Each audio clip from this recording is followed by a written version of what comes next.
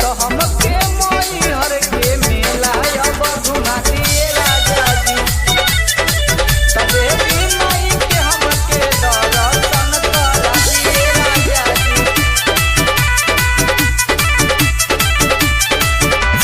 छोरी के सगरो काम घरे आ जाए राजा जी।